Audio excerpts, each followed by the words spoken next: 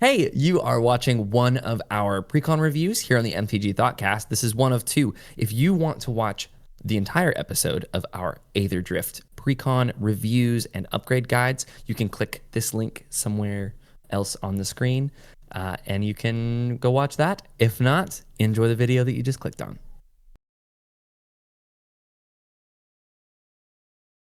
Okay, John. Deck 2 of 2 from Aetherdrift here is an Esper Zombies deck called Eternal Might. That's white, blue, and black for the uninitiated.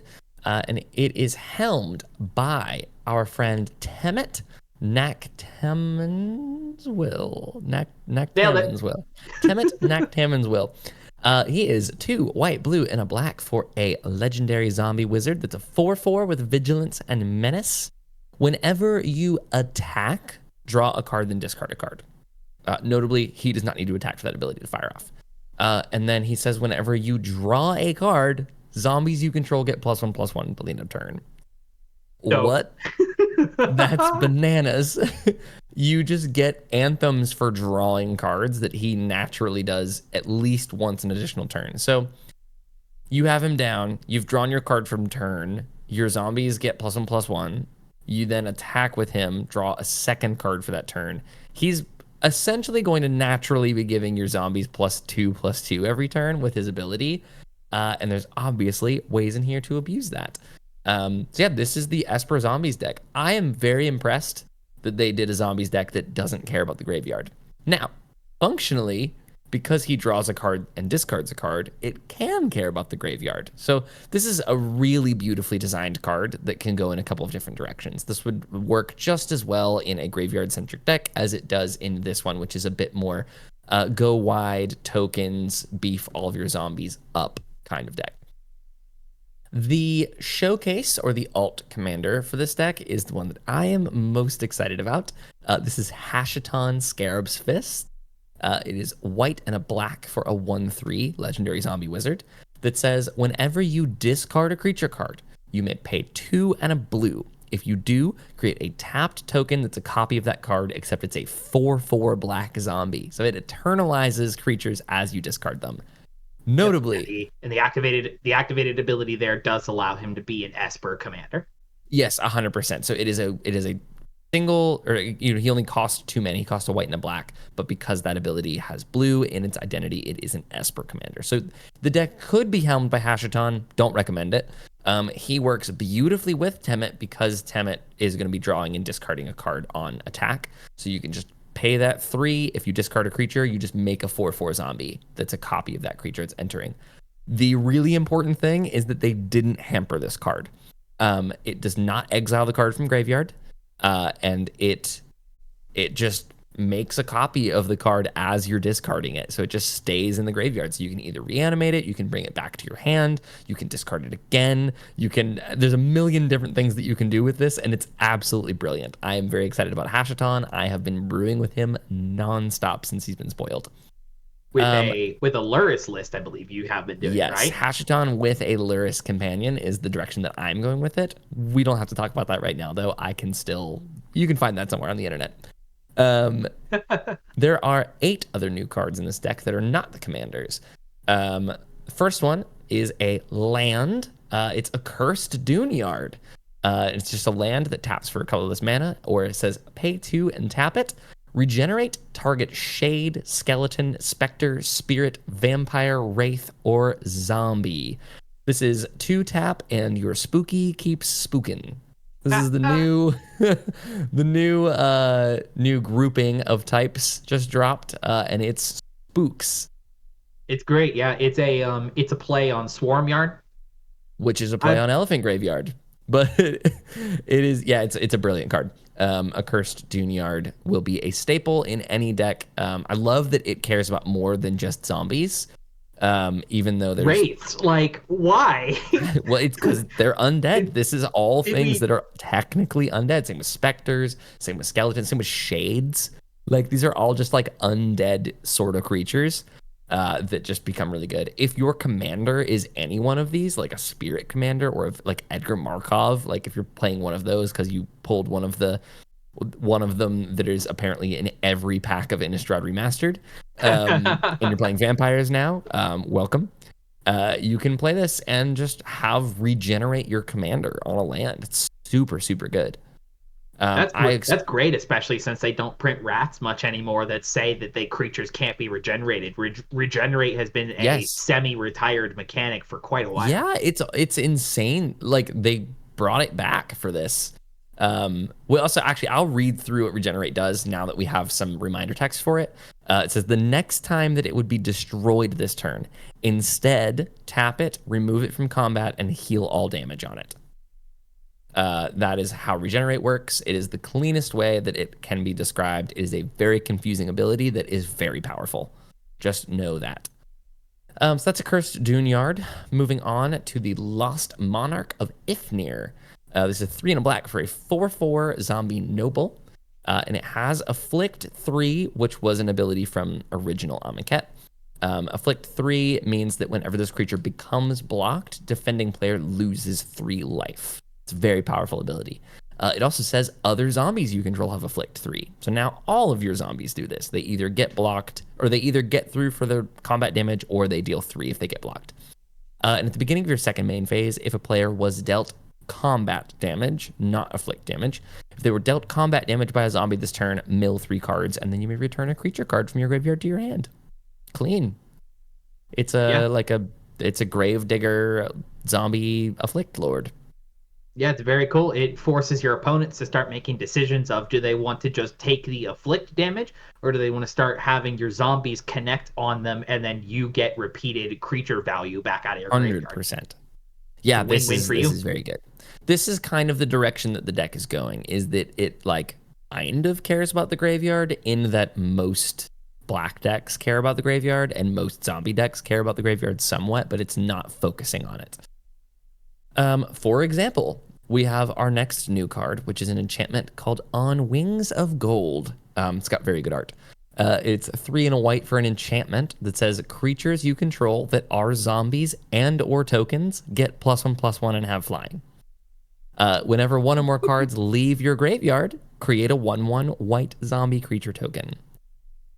Boy, does that pain me to say 1/1 white zombie creature token.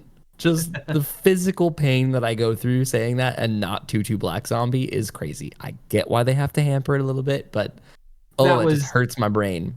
That was more than anything. That was like a defining thing of Amonkhet, is that it really brought white colored zombies into white the fold, zombies, right? Because which they is were sick. Yeah, they were past the point of not necessarily being like the undead, because the whole Egypt thing is like, they're mummies. The wrappings, the preservings, they were more reanimated servants than they were undead monsters. Exactly. Notably, why I think this is a really good card is because it says creatures that are zombies and or tokens get +1/+1. So if you're playing any type of a tokens deck, you can slot this in and give it +1/+1 and flying to your entire board of tokens. Let alone in this deck where it just becomes all of your zombies also get +1/+1 and have flying. The second ability seems relevant in this deck a bit, of creature cards leaving your graveyard, i.e. from like Lost Monarch of Ifnir's ability, or reanimate or delve or whatever reason they'd be leaving your graveyard. You just make a 1/1 white zombie with flying and +1/+1 as long as this is down. You could probably get up to some shenanigans with the Gravecrawler that's in the deck. Exactly. Yes. There's plenty of ways to do that. Zombies are pretty notorious for not staying in their graves. Moving on from here, we have what I think is my favorite new card of all of the decks. This is Priest of the Crossings. And pre-show, John and I had a bit of an argument about this one. But Priest of the Crossings is 3 and a white for a 3/3 zombie bird cleric with flying. It's 3 very relevant abilities, or relevant creature types. It's got flying, and it says at the beginning of each end step, put X +1/+1 counters on each creature you control, where X is the number of creatures that died under your control this turn. Now, I kept reading this trying to find the downside on it. It already is a 3/3 with evasion. That alone is, a 4 mana 3/3 with flying is not incredible, but having flying is very good. It's that each end step that I keep coming back to, it's like there's some way to abuse this. They normally like would staple this onto like at the beginning of your end step, you put counters on stuff. But no. You get 3 different ways to do this. So in a deck like this, where we're making tokens, we're going wide, and you have chump blockers, or you have creatures with decayed or something on your turn that your stuff is attacking and dying, this is just going to eat a bunch of counters onto itself, let alone each other creature you control, getting beefed for everything of yours that's dying every single turn. So if you have anything that is like sacrificing and coming back on your turn, just put a counter on your entire board for it. One of the things that I brought up was I really want to play this card with Eldrazi Scion, of like sacrifice 3 of them, play something, 3 counters on everything you control. This card is busted. I'm calling it now. This is cracked. This is going to see some crazy play, and I'm a big fan of it. But John, in our pre-show discussion, you did not feel the same way that I did. No, because I don't feel like let me make it upfront for some particular people who like calling me out on the things I don't like. Bloomborough. Nightmare. I don't think this is a bad card. I just don't think it's as fast as you say it's going to be. Like the each end step aspect on this card, I just feel like is a little unnecessary because you're not 9 times out of 10, you're not really going to be doing tons of, especially killing your own creatures or even letting them die in blockers as well. Like that's not going to be happening a ton during the off turn. And the real trick with this as well is like you've got to be killing your own creatures, but then also still having enough to care about having the +1/+1 counters put on them at all. Like, yes, this throws counters on itself. So do a lot of creatures that trigger off of the board states, you know?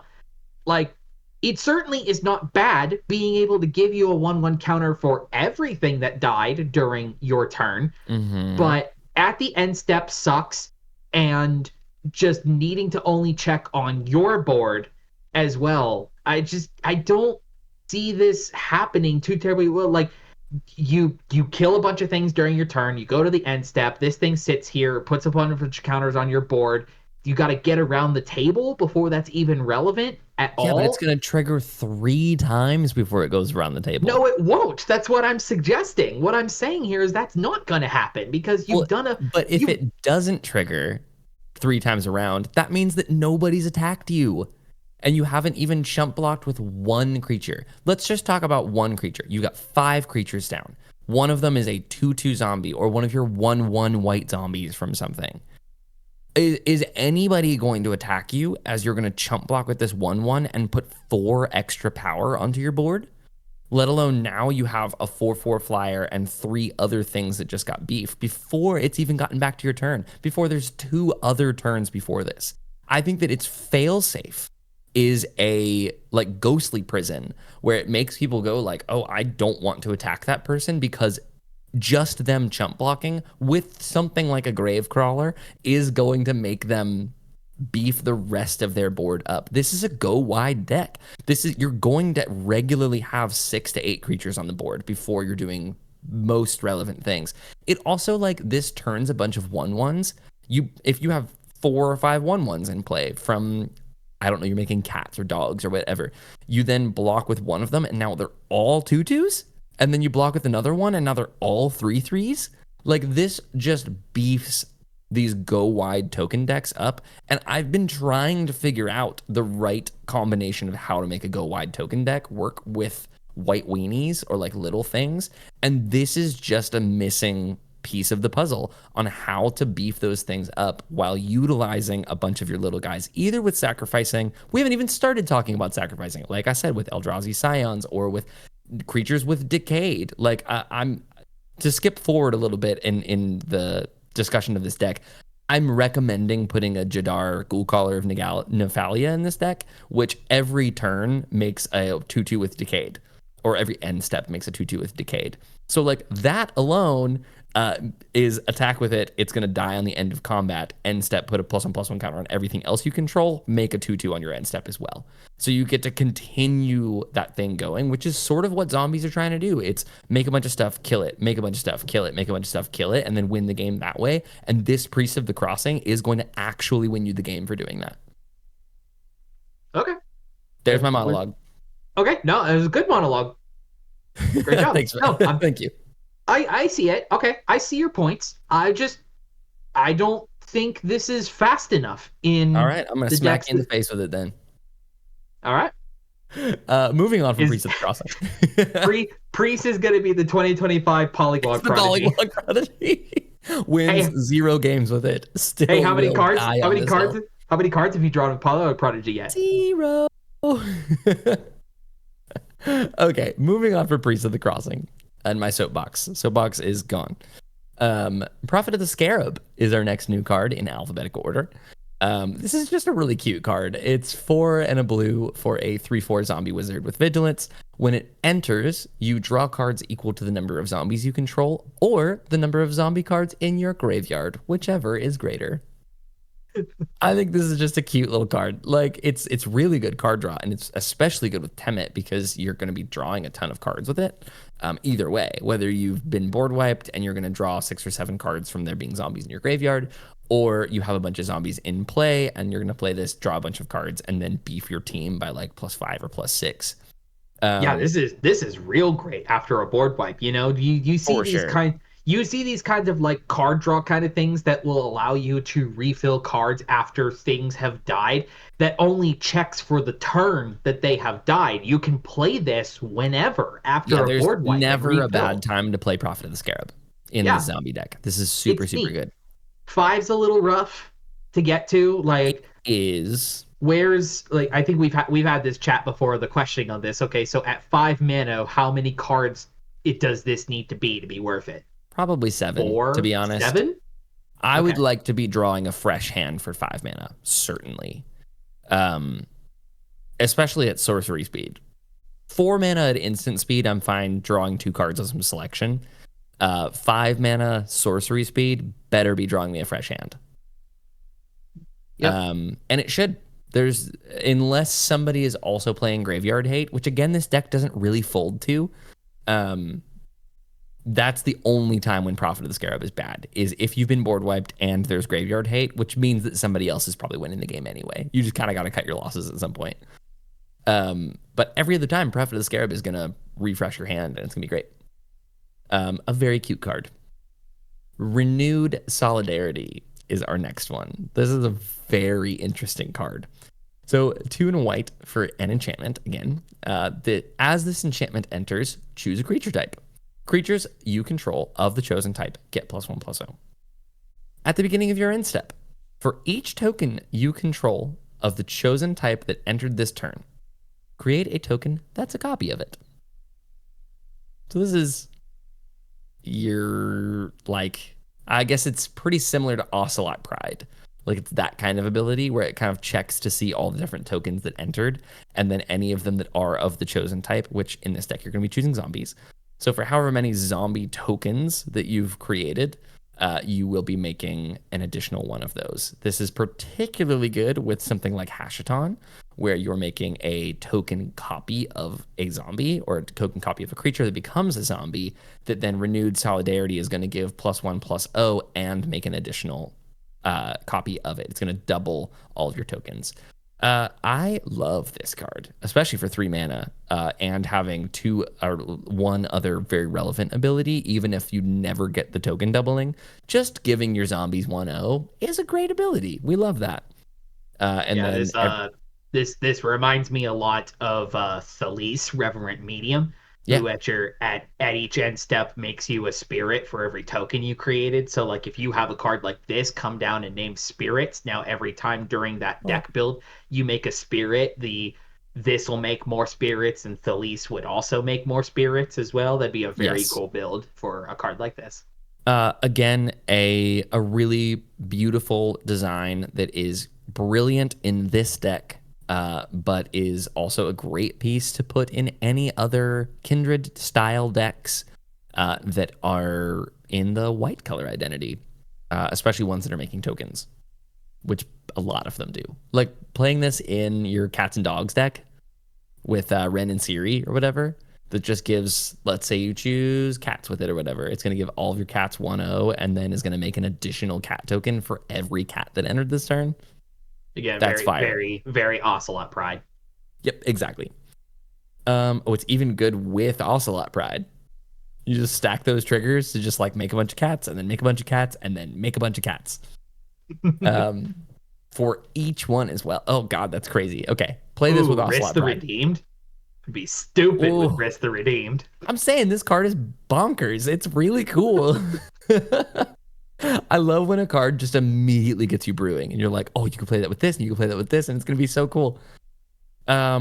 Speaking of, man, this one I keep coming back to this one. This is Ret Tomb Mystic. It's 1 and a blue for a 2/1 with flying. It's a zombie bird wizard. Again, 3 very relevant creature types.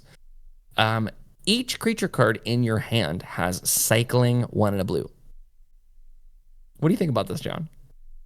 I don't like this. You don't like this? No. I play a ton of reanimator strategies. I'm known for my abuse of the graveyard. Having a way to discard cards, like most reanimator decks will play some form of discard that's just for the sake of discard. Like Psychic Frog. I mean, that one even has an ability. Like if we're talking about like some of the really dumb, I mean, I can't remember the name of it. There's like an imp that cost 1 and just has like discard a card. It gains flying this turn or something like that. That is like a relevant card to play because it's a cheap discard outlet. Ret Tomb Mystic gives all of your creatures an ability to be discarded for 1 and a blue and draw you a card, which is what cycling does. It's 1 and a blue, discard that card, draw a card. Notably, it's not casting a spell. It's an ability, so you can't usually counter a cycling ability unless you're playing Stifle or something like that, which I don't recommend doing. John does recommend doing. I don't recommend it. The interesting interaction is with Ret Tomb Mystic and Hashiton, where Hashiton says whenever you discard a creature card, you can pay 2 and a blue, make a 4/4 of it. It functionally turns all of your creatures into modal creatures, where you can either play them for face value or you can pay 3 blue and a blue to make a 4/4 token of it as you're discarding it and drawing a card with an uncounterable ability. So in this deck, I would say that Ret Tomb Mystic is best with Hashiton. But it also, like, cycling is really good with Temet because you're just drawing cards on your turn, which is going to beef your team up. It also is a 2/1 with flying. It's evasive. It's a very cheap creature to get down. This is the kind of thing that fuels reanimator strategies or graveyard strategies, and it just keeps your hand full while you're doing that. I think this is going to be sneaky some glue for a lot of decks. Like, I'm already considering putting this in 1 or 2 of my decks just because it's another piece of glue that keeps the deck running. So, big fan of Ret Tomb Mystic. And finally, in alphabetical order and excitement order, we've got Wizened Mentor, which is 1 and a white for a 2/2 zombie cleric. It says whenever an opponent activates an ability of a permanent that isn't a mana ability, you create a 1/1 white zombie creature token. This ability triggers only once each turn. Bonk. Womp womp. I don't know why they needed to hamper this like that. There already is not, like, it's not super abusable. Like, it's obviously a play on Harsh Mentor, which I do play in a deck. And I can tell you, it doesn't trigger as often as you think that it would because it doesn't care about mana abilities. It doesn't punish treasures, and that's the only thing that I'm trying to do with stacks pieces is punish treasures. Which again is why Harsh Mentor is not incredible either. So it's a play on an already kind of bad card. It's cool. It triggers off of fetch lands. It does trigger off of fetch lands. You get to make a 1/1 white zombie. But again, like, the physical pain that I go through saying 1/1 white zombie is shocking. I don't like this card one bit. I think it's so slow. You want to talk about a slow card? I think this is just going to be a 1-mana 2/2. It's going to sit there for like 3 or 4 turns and might maybe make you 1 to 3 zombies over the course of the game. That is not what I'm trying to do with 2 mana. And it also, like, people hate stacks effects. If you have to sit there and go like, did you activate an ability? I'm going to make a zombie. You're going to be annoying at the table and people are going to come after you for that. It is technically a way to go wide, assuming that your opponents are playing the game in a way that allows this to trigger once per turn. So like, yeah, Magical Christmas Land, Dream World, each of your opponents has some activated ability on the field. You get to make 3 1/1 white zombies a turn cycle. Not anything that I'm like particularly excited about. So not to spoil anything, but I am going to be taking this card out of the deck and putting it promptly in a bulk binder. That's all of our new cards in this deck. Similarly to the energy deck, 9 out of 10 of them are sweet. Like I'm excited about. I want to leave in 9 of these in this deck, which is way more than precons of the past. So I'm glad that with just the 2 precons in this cycle, they're putting a lot of effort into designing cards that are really good in their shells, and also things like Renewed Solidarity that are good in other shells as well. And then, every party's got a pooper, and that's Wizened Mentor here. So Also, I was here. also Wizened Mentor is here. Some very cool reprints are also in this deck, unsurprisingly. What is surprising, however, if I were to tell you, John, that there was a precon that was Amonkhet zombies and was token focused, is there maybe a card that hasn't been reprinted in forever that would be the perfect card to be reprinted in here that you'd be kind of shocked isn't here? Are you gonna suggest Anointed Procession? Yes. How did they not put Anointed Procession in this deck? It's about Amonkhet zombies. Power level reasons, probably. No way is it power level reasons. They're totally fine putting token doublers in things. I am shocked and appalled that Anointed Procession was not reprinted in the Amonkhet zombie token deck. Get out of here. That's all that it's for. It is an expensive card because it hasn't been reprinted in forever, and token doublers obviously fetch quite a premium. So I would say that it's worth it in this deck, and I'm mad that Wizards didn't just pop it in there. Some of the other very good reprints in here, however, are the Scarab God. Probably one of the better cards in the deck, for both zombie decks and token decks and reanimating things. Scarab God needs no introduction. It is an absolutely powerhouse. It is an absolute powerhouse of a card. It's 5 mana for a 5/5. It does a bunch of stuff. It scries you a ton. It does a bunch of damage. When you're playing this, you want to be saving mana and responding to his trigger on your upkeep by stealing stuff out of your opponent's graveyards primarily, to be making 4/4 copies of them. It's graveyard hate. It's tokens. It's life loss. It is incredible. Try to get the Scarab God into play as quickly and swiftly as possible. Another reprint in here that hasn't seen a reprint since the list is Unholy Grotto. It's sort of like Academy Ruins, but for zombies. So it taps for a colorless mana, or you can pay a black and tap it to put target zombie card from your graveyard on top of your library. This is a very good card. And fun. it was sitting at just about $12. So it's a nice reprint to have. There's also a Zombie Master in here that has some really great new art. Rot Hulk is also in the deck, just more kind of graveyard recursion, incidentally, just on this big old 5/5 with Menace. God Eternal Oketra is in this deck, which is just so good. Whenever you cast a creature spell, you just make a 4/4 black zombie with Vigilance. Just some more stuff to go wide, to then draw a bunch of cards and make them huge with Temet. Great card. There's a Crypt Breaker in this deck. Just draws you some cards, makes more zombies. And then a shockingly expensive uncommon. There's a Bantu's Monument in this deck. which is Yes, sir. 3 mana for a legendary artifact. Black creature spells cost 1 less. And whenever you cast a creature spell, each opponent loses a life and you gain a life. This is a very, very good card that I didn't know was sitting at $9. But Oh, very happy. that's higher than I thought it was. That's what I'm saying. That was a shocking number to see as I was going through and seeing what was reprinted in this deck.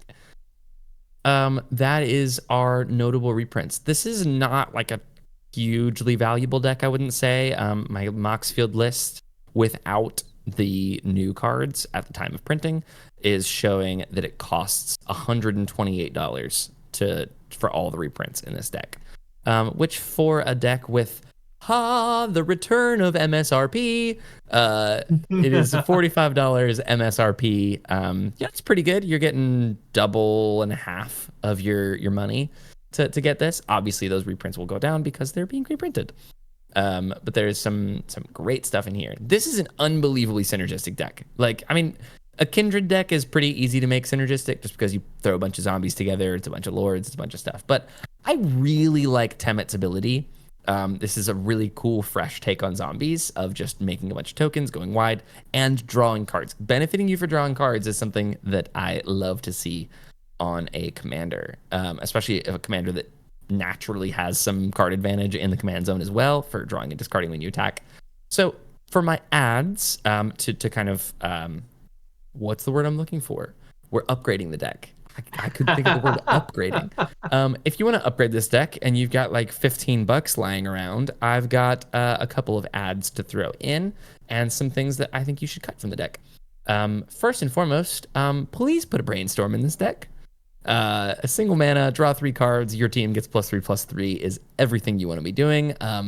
And Temet has an ability that will naturally unlock you from your brainstorm. Because the problem with brainstorm is that you draw 3 and then put 2 from your hand back on top of your library.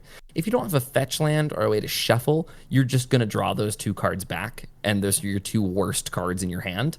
So mitigating that with Temet by doing your brainstorm in your first main phase, putting 2 cards from your hand back, and then going to attack where you draw and discard means that you can functionally mill that top card of your library down, meaning that the 1 card that's left on top of your library is way better than the 2 cards that are left on top of your library. So I don't recommend Brainstorm for every deck for that reason alone, but in a deck that cares about drawing cards and has a way to unlock yourself from it, Brainstorm is a perfect add here. Changeling Outcast is another one I would throw in here. This is an evasive zombie that can't be blocked. I think the problem you're going to run into is that people like to block zombies and usually have some stuff down. Obviously, Temet's plan is to make them huge and largely unblockable, or at least unkillable. But you'll get chumped quite a lot with other people's creatures. And having a Changeling Outcast on the field just means that is one thing that is for sure going to get damage in at somebody, because it can't block and can't be blocked and is a Changeling, so it's all creature types, including zombie. So love Changeling Outcast here. Hooray. I mentioned it earlier. I think you should put a Jadar, Ghoul Caller of Nephalia in here. If you can find it in yourself to combine both Innistrad zombies and Amonkhet zombies, I think you'll find some lovely synergy here. It's 1 and a black for a 1/1 human wizard. Sorry that it's a human. At the beginning of your end step, if you control no creatures with Decayed, you create a 2/2 black zombie token with Decayed. So this sort of functions like a Skrelv's Hive or the fairy one. What's the fairy one? Bitter Blossom. Bitter Blossom. Yeah, it kind of functions like that, where it just pops out a token for you every turn. Again, we're trying to go wide. We cut the we're going to cut the Wizened Mentor, as aforementioned, which is sort of a go wide thing. I would much rather have Jadar in almost every case. To just make a 2/2. There's also some synergy in here with stuff dying as you look through the rest of the deck list, but Jadar is a really, really great card in here. Again, stuff dying. Plus, I believe you could turn Jadar into a zombie with the Master Nexus that's in here? There is a Maskwood Nexus in here that you could turn him into a zombie. You also could discard him with Hashaton in play and make him a 4/4 zombie Jadar. Like, that sounds pretty cool. I'm into that. Again, just a lot of really cool ways to do stuff. Um, I tried to tailor my upgrades for this deck to not just generically good kindred stuff. Like, obviously, a roaming throne is incredible in this deck. I'm not going to recommend that you put a roaming throne directly into this deck. The one bit of generically good kindred stuff that I want to put in here is kindred dominance, which is 5 black and a black for sorcery. Choose a creature type, destroy all creatures that aren't of the chosen type. Um, I think that Kindred Dominance is just going to win you a lot of games. This deck is pretty low on board wipes, shockingly, for what you're working with. There's a few like synergistic board wipes in here. One of them that I'm planning on cutting is Dusk Dawn. Just because, like, come on, we're making like 4/4s. Our stuff's gonna be really big. Like, it's just gonna be like a worse version of a board wipe. I get why it's in there because it's the whole like, oh, it's Amonkhet, like that's cool. But Kindred Dominance is actually just going to win you the game. So I like stapling that on. And there's actually plenty of ramp in this deck as well. This has got talismans, it's got signets. It's you're going to be finding yourself at 7 mana pretty quickly. That just having some creatures down, playing Kindred Dominance, destroying everything that's not a zombie, and then swinging in with stuff is gonna do you some wonders here. And speaking of doing you some wonders, I would like to put Wonder in this deck because we are throwing some stuff in the bin with Temet, and I would like all of my stuff to have flying just for playing the game and playing the strategy that I'm doing. So it's not a zombie, but as long as it's in the graveyard and you control an island, all of your creatures have flying. So, like I said, one of the problems of this deck is that you're going to be chump blocked by a lot of things. Like if somebody's just playing a Squirrels deck, if someone's playing, Hazel from Bloomborough, John's least favorite set, you're just gonna get chumped by all these 1/1 squirrels. You're not gonna be getting through because because Temet boosts the power of your creatures but does not naturally give them evasion. I think that a way to close out the game is going to be with evasion. So Wonder, you can go to combat, attack with Temet. Or attack with anybody. Temet fires to draw and discard. And if you just discard that Wonder and you have an island in play, boom, all of a sudden all of your creatures are flying in that combat step. So I think that is some sick synergy with Wonder. And he kind of, if you look at the art of Wonder, at least from whichever print, the Rebecca Guay reprinting, it kind of it thematically fits. It's an incarnation, but it certainly looks like a zombie from Amonkhet. Man, this deck is cool. I really enjoy kindred style decks like this that sort of have a unique take on a pretty established tribe. Like zombies. Like you said, like you think of zombies, you think of Gravecrawler. You think of, oh, I'm going to do the Wilhelt. I'm going to do attrition with zombies. And this is just not that. This is put as many zombies into play as you possibly can and just draw a billion cards to beef them all up, which is so sick. I think that the designs for the commanders are really good. I think that the designs for the new cards are really good outside of Wizened Mentor. And I would be excited to be buying this deck.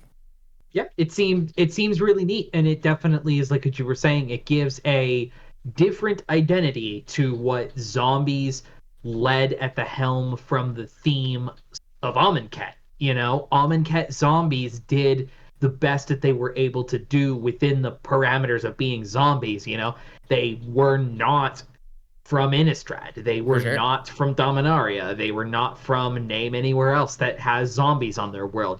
These were this lore wise anyway, like this is a world filled with like distinguished, strong champions and servants and leaders and nobles and things like that. Like they're the most refined that you can find out there as far as zombies are concerned. And the fact that like you can build this deck to do this tribal kindred theme while doing a card draw synergy style deck as well, in the discarding and drawing and cycling and doing whatever you want to do to draw excess cards. It's cool. It's a different interpretation on how to do the zombie deck, and it makes this deck as a whole stand out much better. For sure. As a last minute addition as well, Verena Lich Queen would be sick in this deck. Not as the commander. I still like Temet better as the commander, but Varina is a 4 mana 4/4 zombie wizard that says whenever you attack with one or more zombies, draw that many cards, then discard that many cards. You gain that much life. So just Temet and Varina attacking would be draw 3, discard 3. All of your zombies get +3/+3. That's a 7/7 and a 7/7 attacking just between those two, let alone if you have a bunch of tokens with that as well. So Varina's another great include there as well.